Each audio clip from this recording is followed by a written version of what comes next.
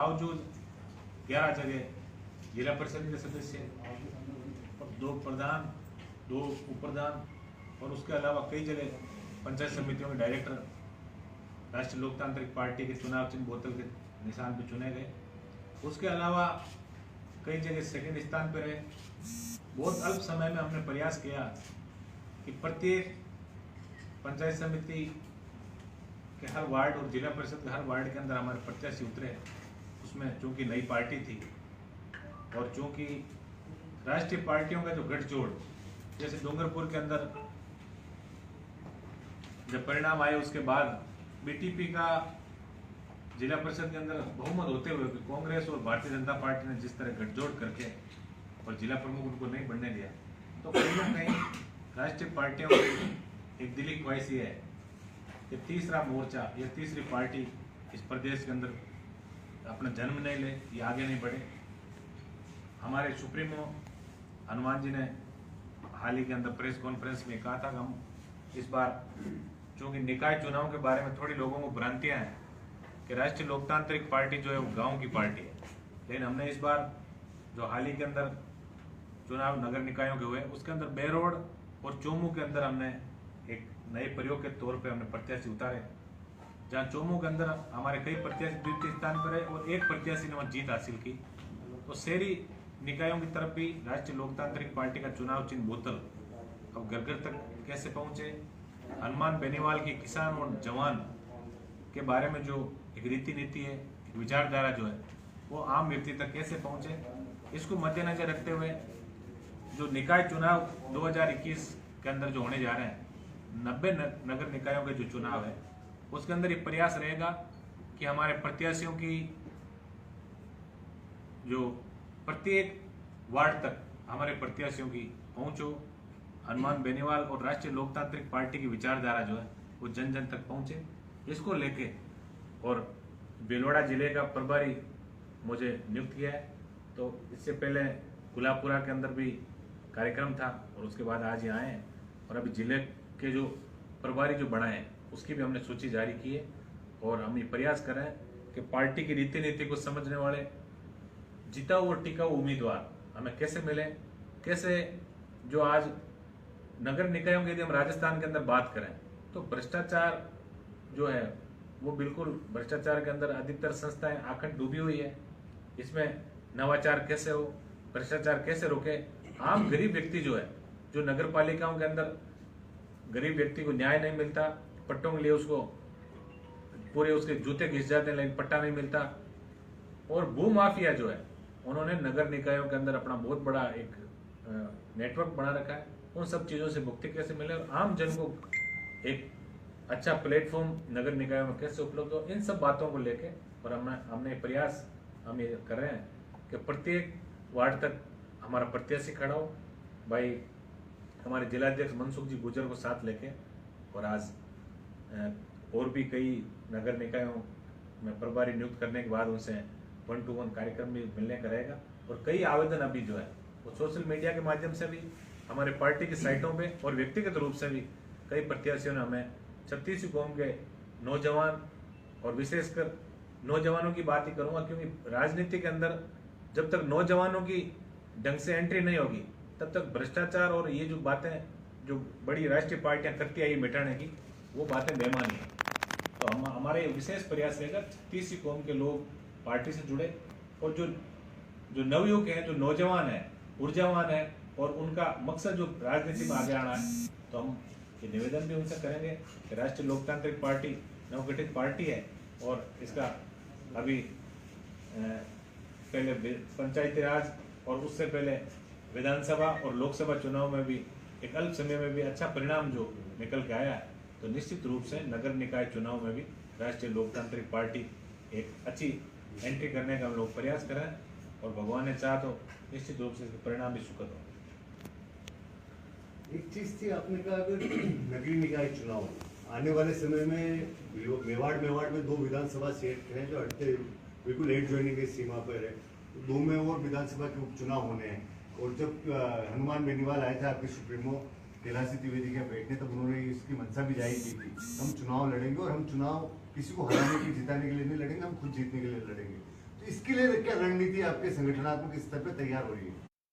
देखिए, अभी चूंकि नगर निकाय चुनाव है और अभी यहाँ 2-3 दिन मेरा प्रवास भी रहेगा, तो निश्चित रूप से साड़ा और राजसमंद के जो चुनाव होने जा रहे हैं, इसके अंदर हमारा एक प्रयास रहेगा कि हमें अच्छे व्यक्तित्व वाला व्यक्ति राजनीति के अंदर, अब हमें ये भी तय करना पड़ेगा, अच्छा जिसका व्यक्तित्व अच्छा हो वो आदमी यदि राजनीति के अंदर आगे आता है तो उसका परिणाम जो है वो सुखद भी होता है और आम आदमी को उसका लाभ भी मिलता है।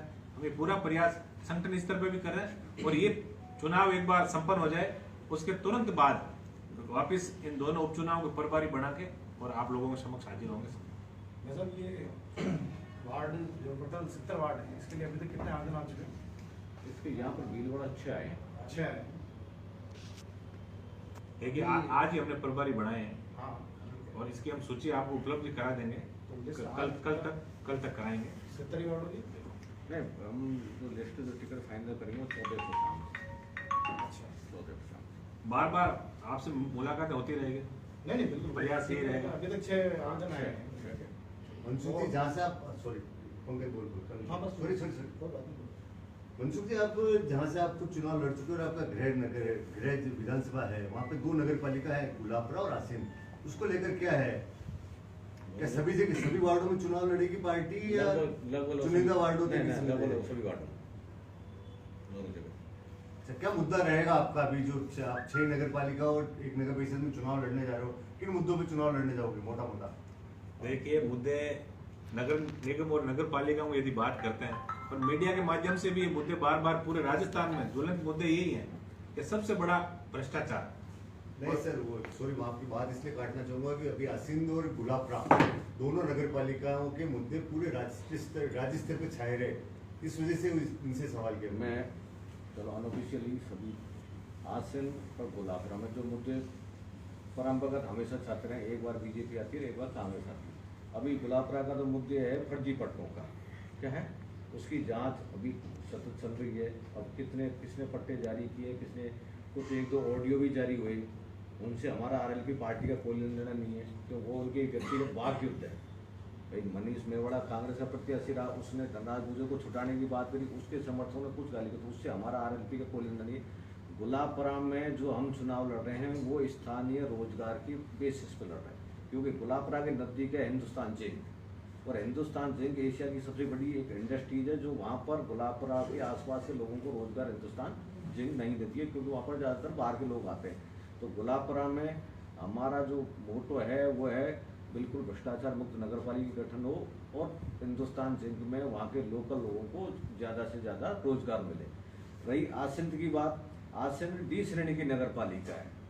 आसिंद की नगर पालिका में जितना भ्रष्टाचार हुआ है वो कहीं पर भी नहीं हुआ, क्योंकि जो निर्माण हुए वो इतने घटिया लेवल पे हुए हैं। उनका कंस्ट्रक्शन की आप यदि उनकी एज माने, 2 सड़कें तो अभी तुड़वाई वापस, यदि उनकी उम्र माने तो वो उनकी उम्र 6 महीने भी नहीं है और वहाँ के अधिकारी भी देख रहे हैं, सबको देख रहे हैं। तो इन मुद्दों को ध्यान में रखते हुए हम चुनाव लड़ेंगे। ठीक है, और कोई सवाल?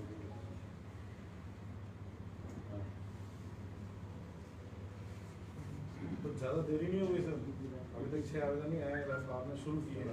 देखिए, अभी ये कार्यक्रम जो है अभी शुरू हुआ है, क्योंकि हमारी पार्टी ने अभी तय किया कोई हम चुनाव लड़े, देरी कुछ ही नहीं, अब आए तो निश्चित रूप से। बेसिकली हमारी दिल्ली का रीजन था किसान आंदोलन, क्या है वहाँ से आए हुए कई चीजें।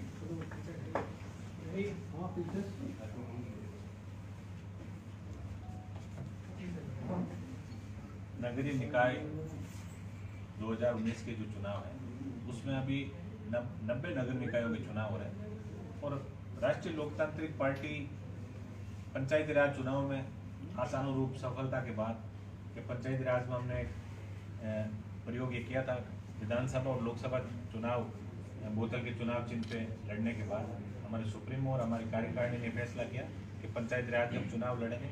उसके अंदर हमने हमारी कई जिलों के अंदर अच्छी परफॉर्मेंस रही, क्योंकि नई पार्टी है और पहली बार चुनाव लड़ने का मौका विशेषकर युवाओं को 36 कौम के लोगों को मिला। उसके अंदर हमारे 2 प्रधान बने, 2 उपप्रधान, 11 हमारे जिला परिषद के मेंबर और बहुत सी पंचायत समितियों में पंचायत समिति के डायरेक्टर जो चुने गए। उसके बाद एक भ्रांति लोगों के मन में जरूर थी कि शहरी क्षेत्र में राष्ट्रीय लोकतांत्रिक पार्टी का भी प्रभाव नहीं है, क्योंकि नई पार्टी है और दोनों पार्टियां जो राष्ट्रीय पार्टियां भारतीय जनता पार्टी और कांग्रेस है, और समय समय पे जब भी किसी तीसरे व्यक्ति ने या तीसरी विचारधारा ने जब यह प्रयास किया तो निश्चित रूप से दोनों पार्टियों ने मिलकर उनको दबाने का भी प्रयास किया। आप सबको विदित है, अखबारों के मीडिया के माध्यम से भी लोगों ने पढ़ा कि डूंगरपुर के अंदर पंचायती राज चुनाव में बीटीपी का बहुमत होने के बावजूद दोनों राष्ट्रीय दलों की ने गठबंधन करके और बीटीपी को हराया। और हमारे वहाँ भी ऐसे कई प्रयोग इन दोनों पार्टियों ने किया।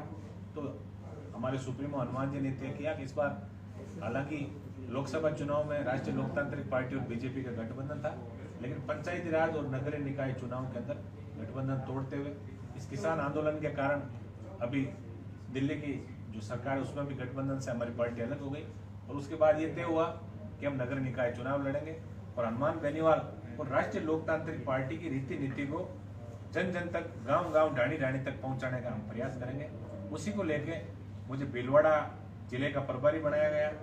आज ही इससे पहले गुलाबपुरा के अंदर हमारे जो प्रभारी हमने बनाए उनका और जो कार्यकर्ता उनकी मीटिंग का भी आयोजन किया। और आप भीलवाड़ा आए हैं और इस जिले में जहाँ 7 निकायों के चुनाव होने जा रहे हैं उसके अंदर भाई मनसुख जी गुजर जो जिलाध्यक्ष है इनसे विचार विमर्श के बाद हमने 7 निकायों के अंदर प्रभारी भी नियुक्त कर दिए और आज से हमने आवेदन भी लेना शुरू कर दिया।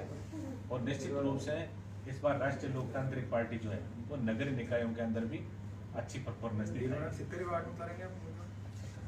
बिल्कुल प्रयास हमारे यही रहेगा। हमारा चूंकि नई पार्टी है, हम ये चाहते हैं कि एक जिताऊ और टिकाऊ, क्योंकि पार्टी नई है, इसका बहुत लंबा भविष्य है, हम ये भी चाहेंगे। तो अभी 6 आवेदन आए हैं। अभी आज कल में आपको सूचियां बार समय समय पे आपको हम पूरी इसके अपडेटिंग आपको देते रहेंगे, लेकिन फाइनल सूची हम 14 तारीख को जारी करेंगे। ठीक सर।